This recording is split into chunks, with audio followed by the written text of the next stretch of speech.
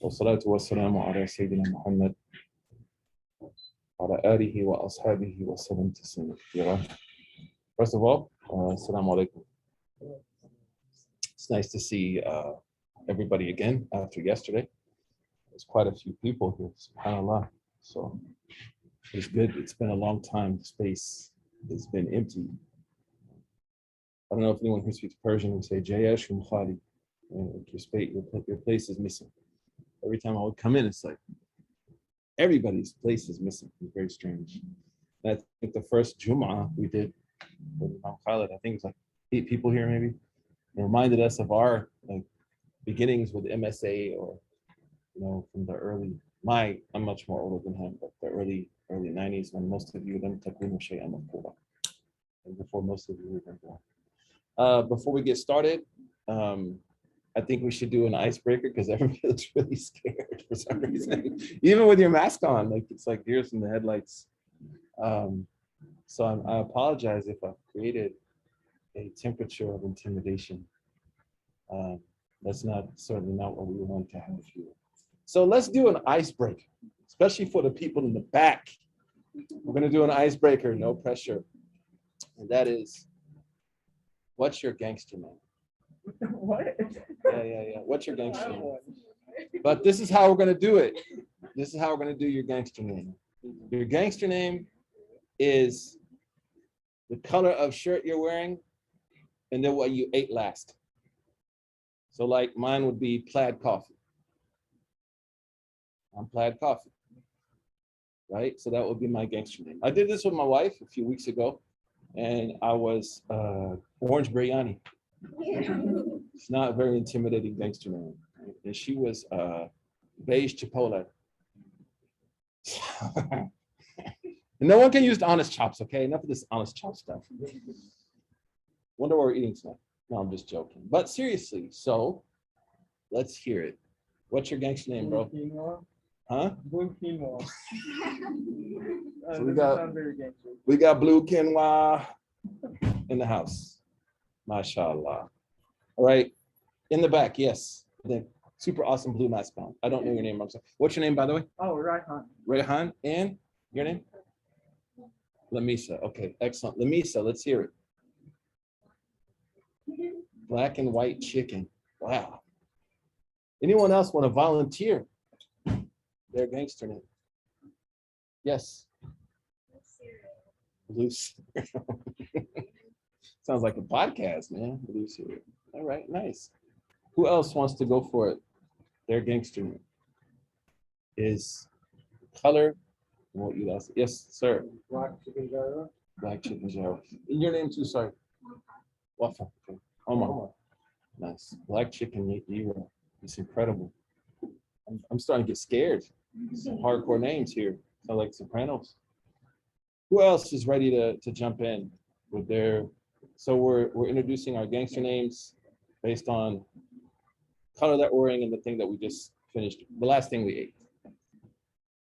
Who else? Yes, sir. I guess I'm Black Nahari. Black Nahari. Yeah. Wow. What's your name? Sean. Sean. Nice, man. That's good. That's good. Who else is ready? Yes. You ready? Sure. Navy blue donuts certainly spawns feelings of intimidation. Yes, ma'am. White. I'm sorry, I didn't get your name. I'm Fatima. Fatima. And? Lama. Nice. White Five Guys. That's incredible. You got your hand up? Go for it, man. Pink chicken. This is good. That's pretty good. That's pretty good. Although I think white Five Guys so far. And the blue donut is real. Who else wants to share with us their new gangster moniker for the year? Real. The ICNYU. Saga.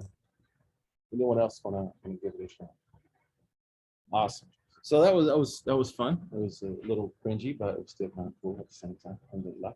So I think what's important for me is for you to teach me. And I know, when I was sort of like your age, I converted to Islam when I was 20 through the music business. in the studio with a friend who actually claimed to be Muslim. And we used to smoke copious amounts of marijuana. And he would bring a Quran into the studio.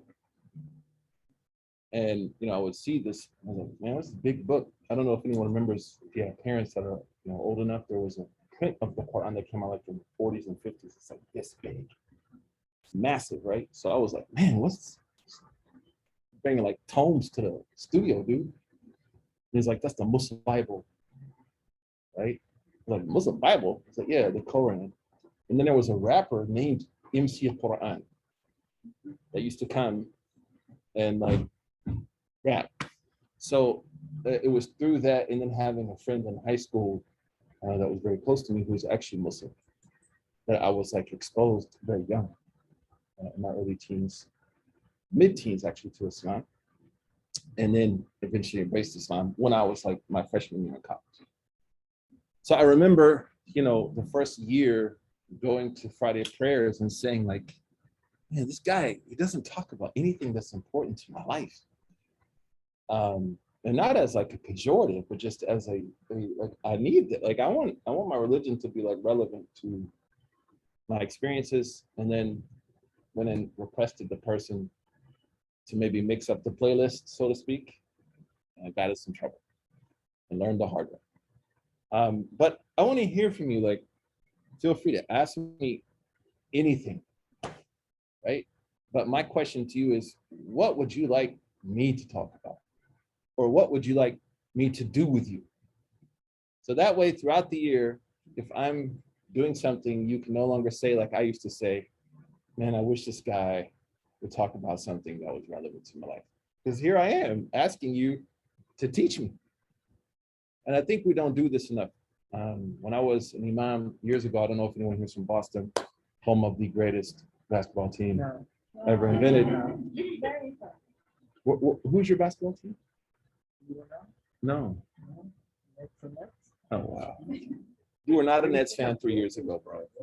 We know you were not a Nets fan 3 years ago. Who were the starting five 3 years ago? I know. You also was on there. See, that's what I'm saying. There's fans, and there's. Okay. Mashallah. And you got a little upset when I said Boston Celtics? Okay. Were you a Golden State Warriors fan? Like, Yeah. always. Okay. 408-510. I used to live there. I'll give you that. I'm not gonna. I have an appreciation for the Golden State Warriors. Amazing. So, what would you like if you were to make a religious teacher, what would they teach that would invigorate you and encourage you to participate and be part of that process? Or what would they learn also? Yeah, so it's not just a one-way street. So that's my question. Teach me. I have a 20-year-old daughter. She's in Malaysia. I have trouble keeping up sometimes with the pace. And she likes to tell me, I'm not a convert. I don't know how many of your kids or people who embrace this on. I'm not as crazy about this as you are, man. I didn't have the epiphany, which is always a great conversation to have. So it's funny when your 19-year-old is telling you to slow down. Well, you should think of it. And I learned a lot from her, a lot of wisdom about being a parent. So let's make the perfect prototype Sheikh for college students. Here we go. Pressure's on. Who's going to start? Yes, sir. Yes, you already do. But the willingness to learn. Why is that important to you guys? A willingness to learn. Why is that? Go ahead. Yeah, please. Because even though these texts and these teachings are grounded and foundational, the world we live in is constantly changing. Oh. We're learning about navigating that. That's constantly changing. Okay. So the ability to kind of synthesize cultural competency with like religious acumen. Second. All right, good. I'm glad we're recording this because I'm not taking notes. Actually, I can't take notes. I have my phone. Who agrees with him? Everybody hear what he said? The ability to marry the heavens and the earth. Right? How does that happen? Right? Sometimes we live in the clouds. It's great, alhamdulillah, but then it's like, get down to earth, and then where is it? And the opposite too, right? Sometimes people want to make religion cool to the point that there's no religion left. That's also a challenge. Like, yeah, you don't have to pray, no problem. MashaAllah, I'm bringing the youth to Islam. You bring them to Islam. One of the old heads from Brooklyn used to tell me there's Islam and Islam. And we need to be careful in that. Excellent. Who else wants to build on that or to expand on it? Yes, ma'am. And can you please say your name? I'm just trying to learn everybody's names. Zainab.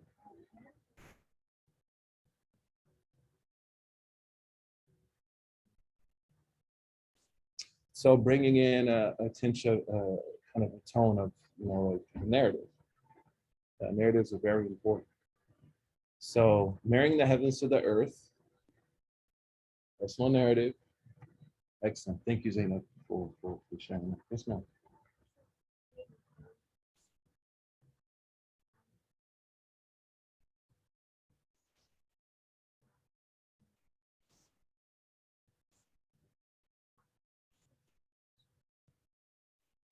Oh man, yeah. Balance. You know where I had trouble balancing schoolwork in Islam? Was at Al Azhar in Egypt, at a religious university, because the Arabic is not my first language. I'm from Oklahoma. English is very, very almost not my first language. Right? We have our own kind of dialect. But I remember being so busy in religious studies that I couldn't go to Tarawih. I was like, man, this is weird. Like I remember in college, when I did my undergraduate education, like finals time would come around, I'd have to pray in the library. And, sometimes I had to join prayer just because professors aren't like, Assalamu alaikum. They're like, why are you late? So I experienced that actually at a greater degree at a religious institution. That's hard. And then, my family relies on me. So when you have family that also relies on you when you're young, that's also something we don't talk about sometimes. And balance and all that. And then I had all these friends that were like, why don't you go to the club no more? From the bar to the minbar. How did that happen? Excellent. That's nice. I really, so when you share with me, that allows me to feel, it's going to sound strange, comfortable with you. We tend to create the setting in masajid where it's very one way, but teachers are also vulnerable, right? I'm a lot older than you guys. I'm like, man, I hope I don't say something crazy, or something that's generationally appropriate for my era and not for this era. And my wife's like, it's okay, don't worry, right? So we all have our own inhibitions. And when we have like real meaningful conversation, then we develop an understanding of each other, and then we can even advise one another, right? And help each other. Amazing. Who else is ready to share? So for those of you who just walked in, I don't feel comfortable just like teaching. Right? I don't necessarily like that dynamic. I think that you have to earn people's respect before you can earn their ears. So ours is about what is the prototype effective religious teacher. So we're building this right kind of idea. That's going to help me as I build my relationship with many of you. There are students that have gone to NYU who still, like Mariama texted me from Abu Dhabi. Like Mariama was like, do you know where I am? I'm like, you're in the Bronx. She's like, no, I'm in Abu Dhabi. I was like, oh my God. What? Did you take the F? How did you get to Abu Dhabi, dude? Right? But then there's students that even from my first year who helped me move into my house. So that relationship that I said, for example, that relationship that we built on that day of being locked out of the house and my landlord, being very landlord-esque, and all of those things actually build really strong relationships. The students that I've done student trips with, right before COVID, we did a trip to New Jersey. We did a trip to Houston with Hannah. In the storm, electricity goes out, and like, tell Jen stories. Oh, I got Jen stories. And they're like, no more Jen stories. I'm like, nope. but like those relationships really that we built in Chicago, the first trip that I went on, student opening up just in front of everybody about a very serious challenge. And those relationships actually become more meaningful, just teaching. What else? Let's hear some more. Everybody's so shy. The question is qualities of an effective religious educator. So we mentioned marrying the heavens to the earth, social competency, contextualism, like religious foundations. We see that oftentimes both are sacrificed. We talked about personal narratives, Zayna, they mentioned it. And you had something to do. The balance. And that comes with age. A lot of that comes with age. Any other questions or ideas on this topic?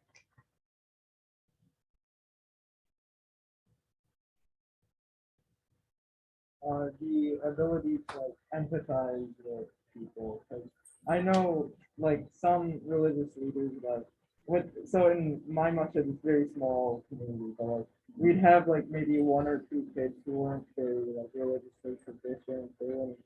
Their parents would force them to just attend, but it'd kind of be forgotten, And then I feel that it's important for someone for our teachers to be able to empathize and connect with all members of the community. Yeah, I mean, the prophet said, "Ana Nabiyyu Rahma." I am an empathetic prophet. I'm a prophet that embodies empathy. He would stop sometimes, like young people in the mosque, and say, "Wallahi inni uhibbuk," like I love you. You know what I mean? Like he would take an extra step. I think Khalid does a much greater job of this than I do. I tend to be it sounds strange, reclusive person. When I met my wife, it's we could do a drive-by together, basically. That's mashallah, our relationship is, for the sake of Allah, of course. Our relationship is super tight. And, when I first met her, I was like, what brings you value? She's like, what? I was like, yeah, how can I bring value to you? When get married, obviously when marry someone that's gonna enhance your well-being. And she was like, I like to be heard. I was like, oh my gosh, I'm a speaker, but being Anas says that when the prophet talked with people, he didn't turn away from it. He didn't look at his phone. That's how we can understand it now. So being, I think, attentive and being empathetic, I think is important. I learned about empathy as someone who embraced Islam because people tend to live vicariously through converts. So they may not even be very religious, but they're religious through you, And it's a very strange kind of relationship. Hold on, you don't even do, you ain't at Fajr, bro. Tell me how to pray about that. Right? And that is where I experienced, at times, I had a wonderful community, largely Desi, because they were all college kids like my age at that time from Karachi, Pakistan, before 9/11. But then in the masjid, it was very different than the MSA. It's a very different feel. And I got roughed up a few times. Yeah. Excellent. Empathy. Yes, ma'am. I would say,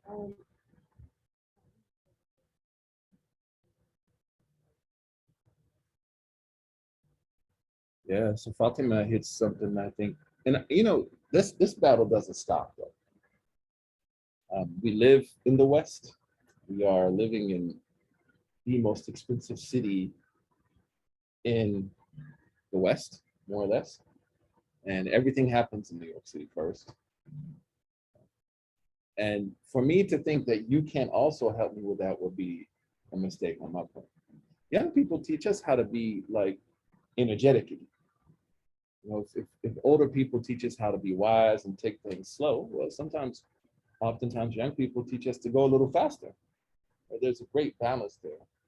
But there's no way that I could say I have somehow solved the riddle of not being infected by this virus.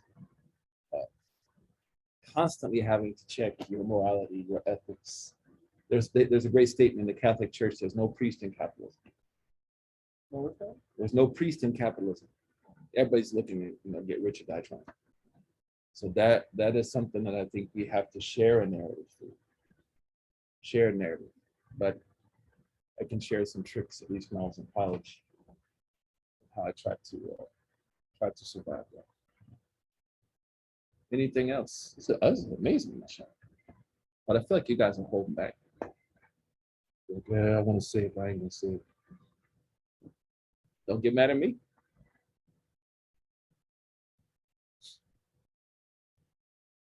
My daughter tells me there's not enough male allies in religious teachings. You go to a mosque and they have a sign, women can't pray.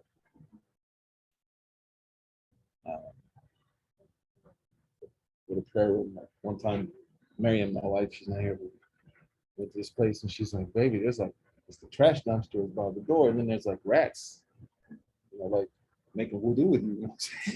Rats like, what's up? Like ratatouille, man. And then, that's something that I think we have to be alert to. I think that there's ageism in the community. Sometimes people tend to equate youth with stupidity. That's not, I like to say, no, young people have more of an excuse to be wrong. We don't have an excuse. We've walked down the path now.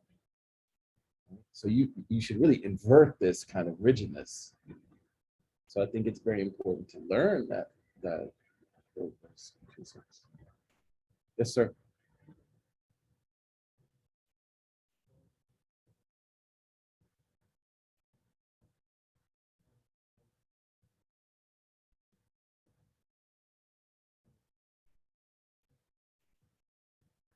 Absolutely.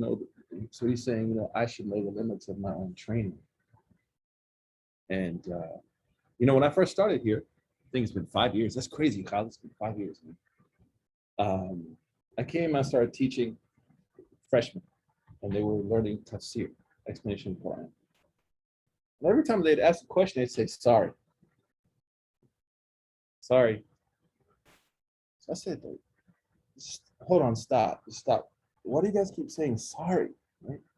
You're like, well, we don't want to offend you. We don't want to feel like we're challenging you. I was like, what's wrong with that? Like, if you challenge me,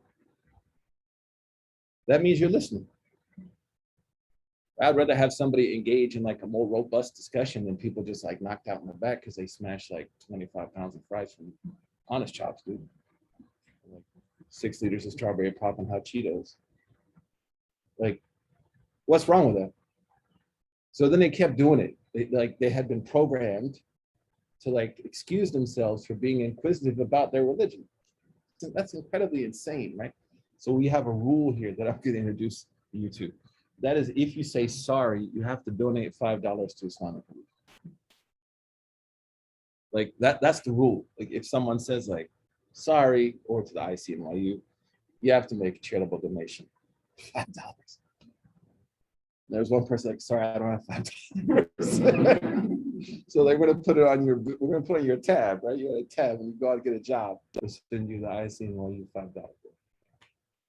But understand that the more you engage, and even the more you critically engage, the better things will be.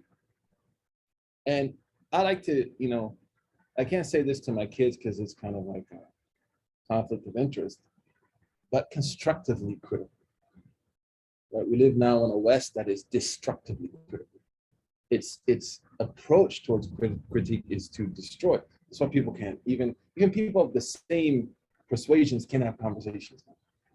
Whereas, we want to think about how do I benefit someone by mentioning something, right? Not just destroying them. When Allah says to Musa and Harun to speak to Fir'aun qawla layna, speak to him nicely. It's Fir'aun, man, right? Because maybe he will benefit from what you have to say. So I think that's beautiful, man. Thank you. What's your name? Shoaib, thank you. I always get called Shoaib, by the way. Khalid makes a joke about it. But alhamdulillah, Shoaib. And the Prophet said that a third of knowledge is to say, I don't know. And one of my teachers used to say, there'll come a point in time where people ask you a question that you don't know. And if you say you don't know, this means I've taught you well. But if you try to stunt and give some kind of like platitudes and big words, and then that means you failed to learn. So appreciating expertise and that we're limited in our ability. That's a great point. Thank you. These are amazing, mashallah. Who else wants to? I'm getting excited for this semester. Yes, Suhaila. Yeah, maybe giving students kind of like a spiritual toolkit to, because usually you hear like the same thing. It's like have patience, but it's like it doesn't really explain. They kind of take it. Yeah, and I think added to that is like we have here great resources at the ICU. We have Hala, I think, has moved on. So we have people, right, that are I forgot her name.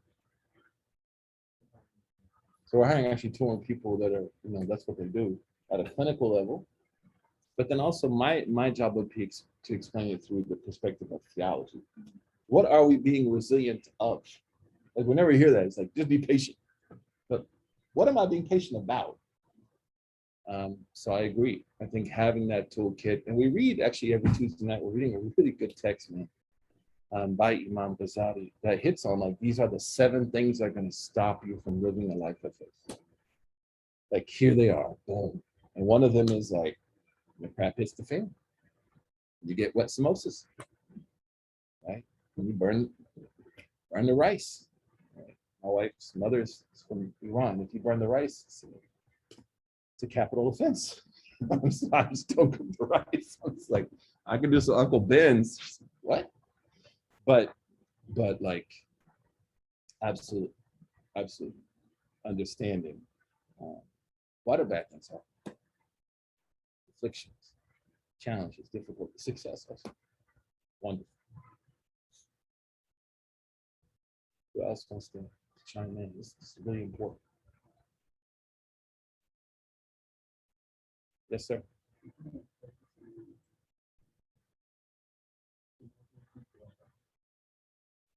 And your name, sir? No what? No, I'm nice to meet you.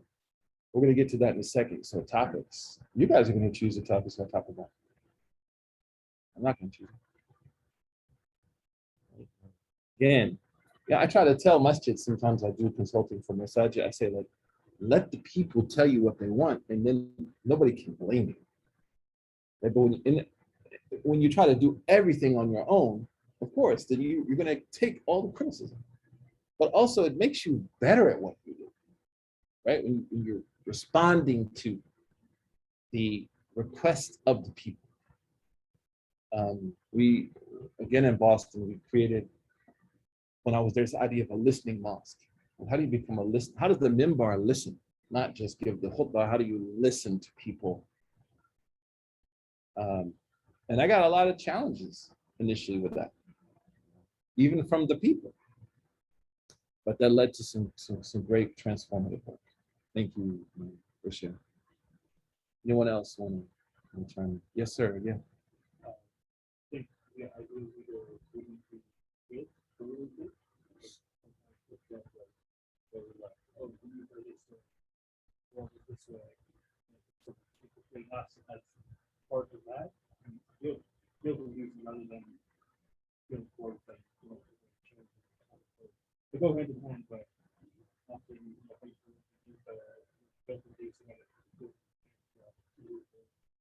Absolutely. And again, so I'm not here as a leader, I'm here as an educator, just to separate the two. We talked about this a few weeks ago in Imam Ghazali's writing. He says, guilt is good as long as it leads to inspiration. But there's a sense of like my wife and I are doing this crazy diet right now. So she's like, what are you eating in New York? I'm like, right? That's a healthy sense of guilt. It's not like you're the worst husband in the world. God curse you by a click. That's not guilt. That's aggressive behavior. And that's also trying to control people. And also he says that hope is good as long as it leads to inspiration. Because sometimes we get too happy, we get gassed up, and we get, no, I'm fine, I'm good, everything's fine, I'm great. There needs to be this balance. So I like to use the word responsibility instead of guilt or even hope. Like what leads to responsibility? Like what leads to being a responsible person? I think is more of a healthy framework, but that's important. Thank you. And we know, the Prophet ﷺ, there was a man that used to even sit and laugh with, who was an alcoholic. And one time he came to the mosque intoxicated. And he said to the Prophet, like, where's the Prophet? Like, why would an intoxicated person feel so empowered? The first person they could ask for is the Prophet.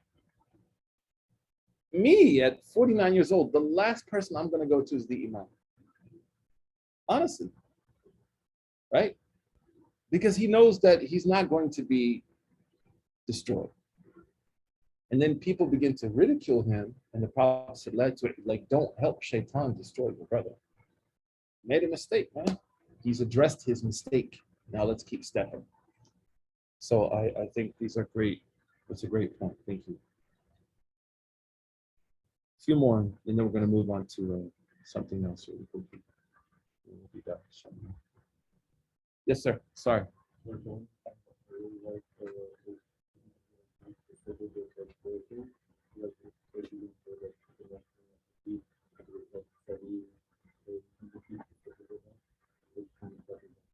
So in general, because I get also the other complaint that I mentioned too many names and too many texts and too many pages and too many places.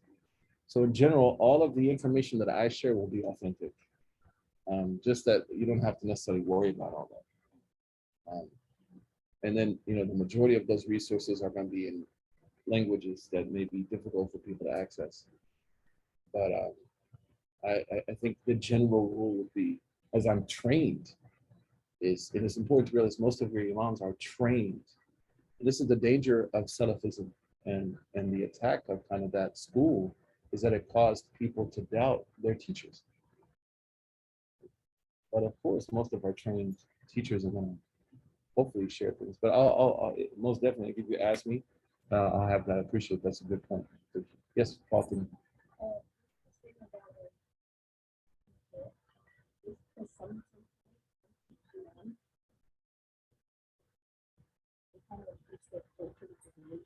Mm, Right? Like they will say like, oh, like, oh, you're supposed to do this, but like if you look at it, it's not. got it. Okay. So then you want to ask questions. So like, feel free to ask, like, where's that from? I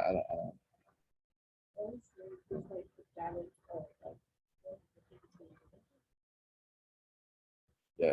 And so that's something that can't really relate to, because I'm a white dude from Oklahoma, right? Nobody's fighting about brisket being the sunnah, right? Or like ribeye being mustahab. Like nobody's arguing about this, right? So you have to kind of help me understand that in certain ways, because that's something that I'm not gonna bring like drinking alcohol into like the song and say that's culturally acceptable. So that's something that's a blind spot for me as a teacher. I think Khaled does a great job of, because he comes from like Pakistani background.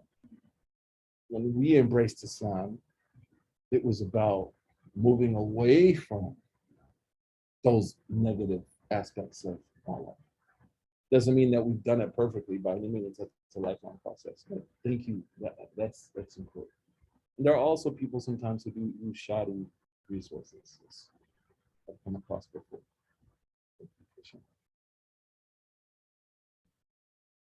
Anyone else want to jump in before we move on to one more thing? Yes, ma'am.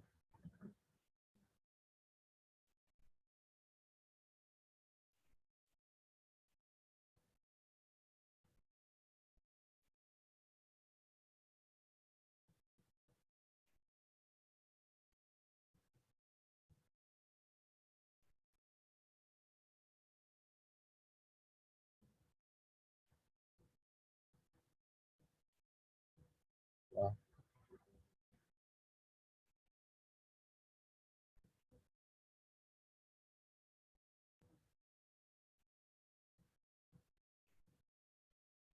Yeah, so I know that we've done in the past like numerous programs here on mental health issues like regularly, right? Mashallah. Uh, so that's something that's kind of a regular staple at the IC. Um, and then I think again, it's important that you like suggest things, like, specifically like, hey, can we do something on this topic, right? This is a place where, mashallah, people are actually invigorated to do what you suggest. And we're used to. I remember. So here's the story. I think someone told me personal narrative. I think it was in that. So I used to walk to this masjid that was right by campus, and I would study at the masjid during the daytime. It was probably the size that a masjid is half of this room, very small student community. And there was an older man who had a youth halaqah every Friday night. And for me, Friday night was the getaway, right? That's the city I was born and raised in. So, the city that you're born and raised in, if you were at one time out in the world, is always calling you back. So where do you go? And one of the older guys used to say, like, dialysis is in the masjid. Like, that's where you go to kind of. So I go to the masjid, and like on Friday night, I learned how to play cricket, mashallah. I hit a few sixers. I cheated though. And but it was like a great time.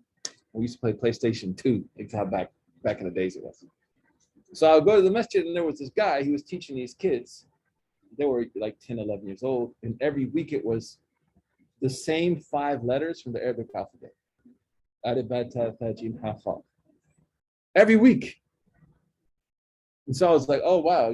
And I wanted to learn Arabic. So like I joined. I want to learn Arabic. So I'm sitting there, Alif, Ba, Ta, Tha. And then I'm like, we've been doing Alif, Ba, Ta, Tha, Fa for like 4 months, man. So then I said to him, dearest uncle, like, I think you got to mix it up, bro. Like, he's like a remix or something, man. And then I got yelled at.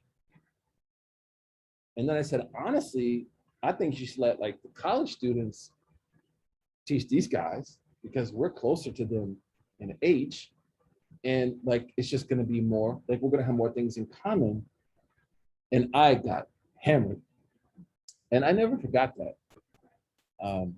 So here, even people might not agree with you, right? You may have a suggestion, doesn't mean suddenly it's going to get done. But they'll talk with you about like, maybe why not? And you'll be able to say, well, this is maybe why, instead of it just being like, why you don't know anything. So this issue of mental health is so important. I think this is a gift of Generation Z.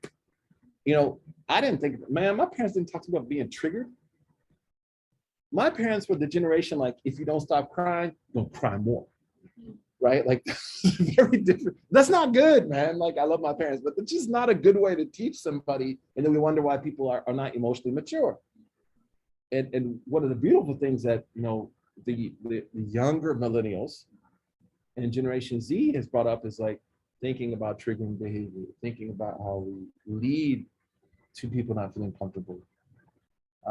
So I suggest that you like just bring it. Like, hey, these are like 3 or 4 things that are very important to us that we want to talk to.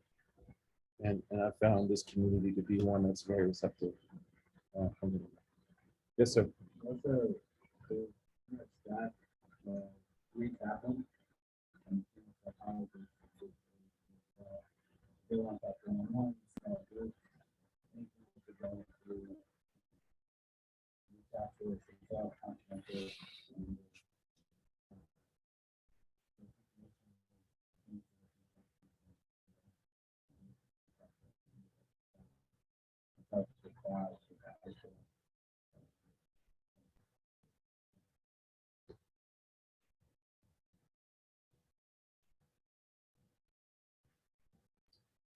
Anyone else wanna? These are really incredible suggestions. Alhamdulillah. We're gonna do this from time to time, but we'll do it a little differently because it's important that we check in. Your life is going to start to change in drastic ways. Even if you've been in school for a while, like every year is it's like a roller coaster. Things come and go. You encounter intellectual challenges, physiological challenges. You may fall in love. You know what I mean? All these kind of things happen in college. You may go broke, right? You may begin to feel, begin to feel like autonomous from your parents in ways that you never felt before. It's very normal. But that's a scary place to be sometimes. And my daughter said, I want to be without you, but I'm scared to. You know what I mean? Like I want, in the sense of I want to be my own person, in the sense of grow into adulthood, emergent adulthood. This is years ago. But then at the same time, I'm used to having 6'5" dad. And I said, no, baby, this is good for you. Good for me too, thank God. I want to spend time with my wife. But there's a lot that happens. And then it's happening in the backdrop of COVID-19, in the backdrop of a shattered America, right? Your generation is the first that can't option into global climate change issues. Right? It's just like being forced. So it's a lot happening. Any other suggestions? These are really, really meaningful. For myself, yes, sir.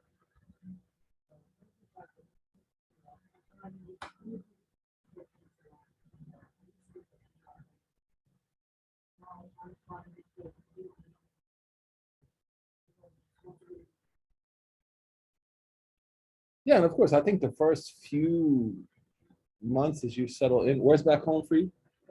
India. Where in India? Nice, nice, man. Welcome, alhamdulillah.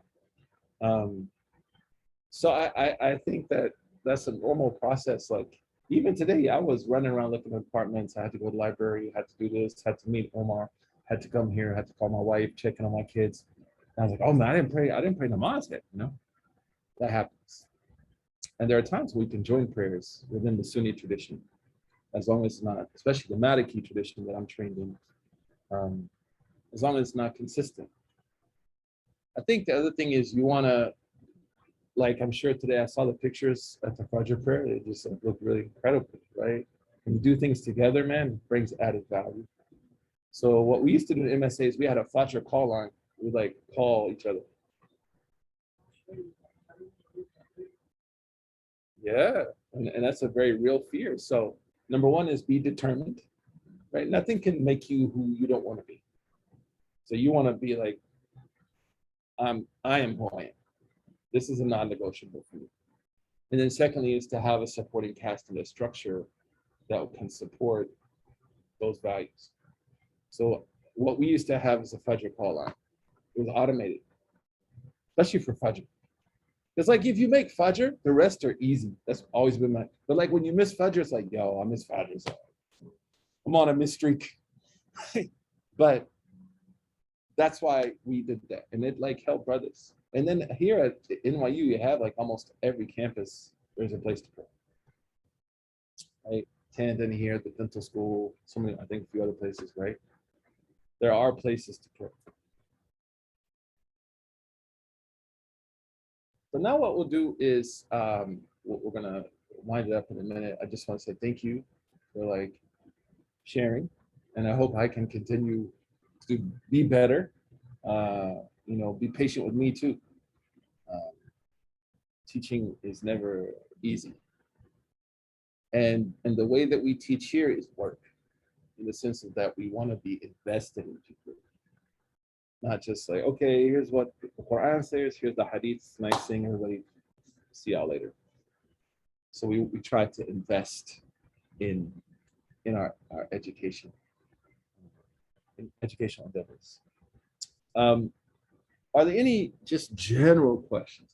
Anything, any personal questions? You know, now's the time to ask me anything about myself, about Khalid. I have a lot of information to share, mashallah. Hannah, I got all the dirt. I have a teapot actually for Hannah.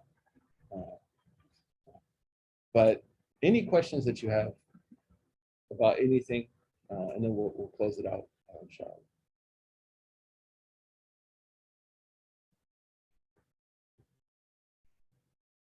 Yes, ma'am.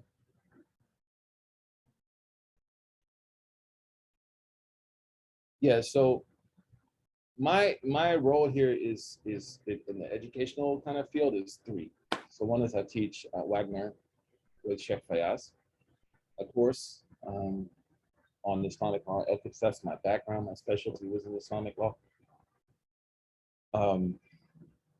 The second is I do kind of the broader, like wide public classes. And so the public class that we have now is reading through a book called Minhaj al-Abidin of Imam Ghazali, which is really about these 7 hurdles that you're gonna run into as you try to live a faithful life.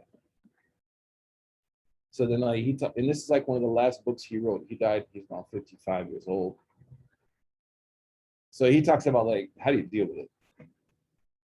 So it's nice. He brings it to like a practical kind of level.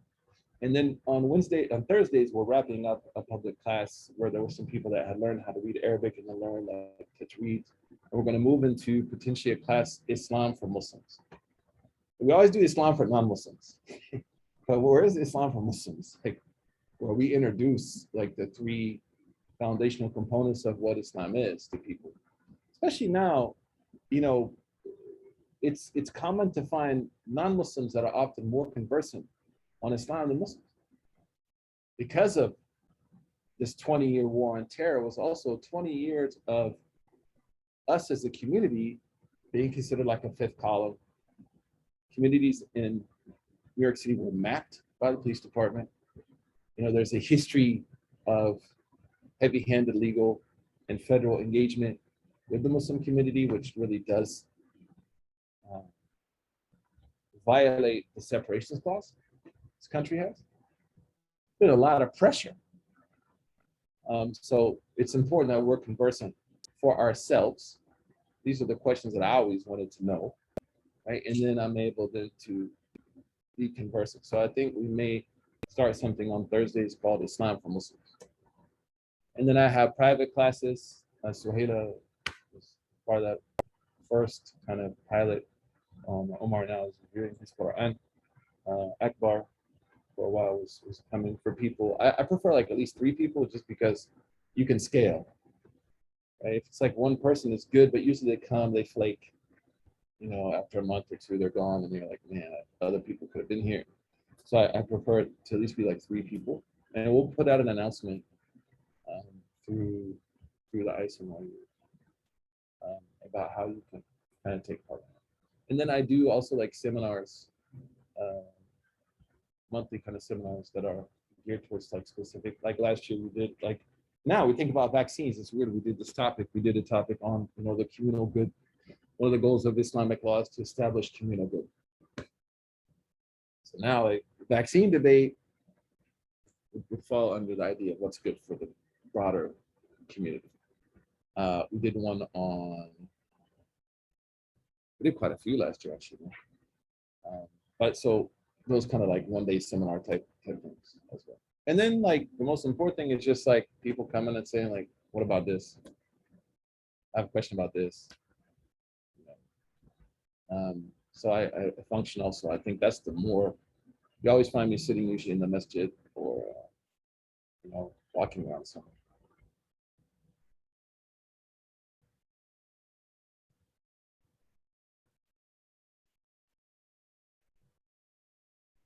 Any other questions, comments, thoughts, feelings? I know someone, I forget the name, the one from Mumbai. Yeah, what was it? Khalid, yeah, I know Khalid said he was having trouble with establishing Salah regularly. I also had a similar problem with being able to read Quran and memorize Quran, but I'm having trouble finding the time and place to be able to do that, living in a dorm and especially. So I memorized the Quran in college, right? I worked full time. I did a degree in education, which wasn't too difficult, right? But it did require a lot of time. Like I had to be on campus and teaching and grading papers till like 3 in the morning. So I can, you know, share with you some things that may help. One of the things is that usually people try to do too much. It's almost like when people go to the gym, you know, and they see like whatever celebrity, or they see a TikTok video or someone, you know, climbs 5,000 milk cartons. Are we doing that later tonight, by the way? Milk carton challenge? I can do one. But So my experience is people try to do too much, and then they even get mad at me. So I'm like, hey, like you only have to do like 2 verses a week. Like, no, I'll do 2 pages. Like, no, man, just do like 2 verses. It's all good. Don't worry, just do 2 verses, right? Because if they get 2 verses strong, then they get their confidence up. Most of it, I will say, memorizing the Quran is confidence. It's confidence. People can do a lot more than they think they can. One of the goals of kind of capitalism is to make people so insecure that they can't achieve except without the crutches of goods they buy in stores. So in many ways, we're all like drug addicts to this stuff. Whereas Allah says, وَلَقَدْ كَرَّمْنَا بَنِي آدَمَ. You've been equipped. Like there's some serious hardware in you. You know, there's some serious software that's written on that hard drive. And it just has to be structured. So I encourage people to do like 2 verses. Just do 2 verses like every 2 weeks. What about like a place for you? So I sit with people, Omar inshallah, so hopefully he's going to be helping out. We can listen to people read. Mariama was here. I don't know if is Dunya still on? Hudina is still on? Hudina, so Hudina's here. Alhamdulillah, we have people that can, you know, can listen and help you. And learning to read the Quran, I believe, is a very important rite of passage as a Muslim, right? And it shouldn't be intimidating. Like we should have like legit, like they do it in the Desi community, have like the Yasin party, right? In Malaysia, I've seen it. Like we should celebrate this. It's a great accomplishment, but learning to read well is not hard. And learning to read correctly is not difficult. But people tend to make their religious imagination tends to make things like much more difficult than they really are. So that's why it's good to have like a personal trainer. I like to tell imams and teachers, like you're like tech support now. How do you function as tech support? Keep people going. I used to have a student, Abdurrahim, he memorized the Quran with me in Washington Square Park. Like just the position of memorizing the Quran in Washington Square Park was amazing, right? Afraz was here. He learned right tajweed correctly in less than a semester. We'll do something maybe as well, like a workshop based on like, here's how you learn how to read the Quran. We have a really cool class on reading Arabic the easy way. It's not hard, because that stuff is intimidating, man. We posit these things in the community in a place where it's not good. Like we shouldn't tell people this is impossible. The Quran says we made the Quran easy for you. Right? It just needs a little effort in time. So look for that email. Anything else before we if there's another program? I think there's food or something. You're welcome back. Nice. Yeah, ICYU will feed you. That's for sure. They will feed you. Make sure you join the gym. COVID weight's already a challenge, you know what I'm saying? But most definitely. So I think there's one thing I'll share with you then from a perspective of like, learning. And again, I welcome all of you here into my life. We're now sharing a life together. That's how we should read. It's a beautiful thing. That Allah has brought us together in different places, different situations, different circumstances. And we all have wisdom. There's things that we've all experienced that collectively we can really help one another. And there's a great story in the life of the Prophet, peace be upon him, that kind of encapsulates this moment for me and the approach that you shared with me that I hope I can. And again, call me to task. If you remember the things that you suggested and you see me not doing it, you know, kindly and empathetically remind me. Right? But in the time of the Prophet, before he was a prophet, you know, the Prophet earned social capital before he earned religious capital.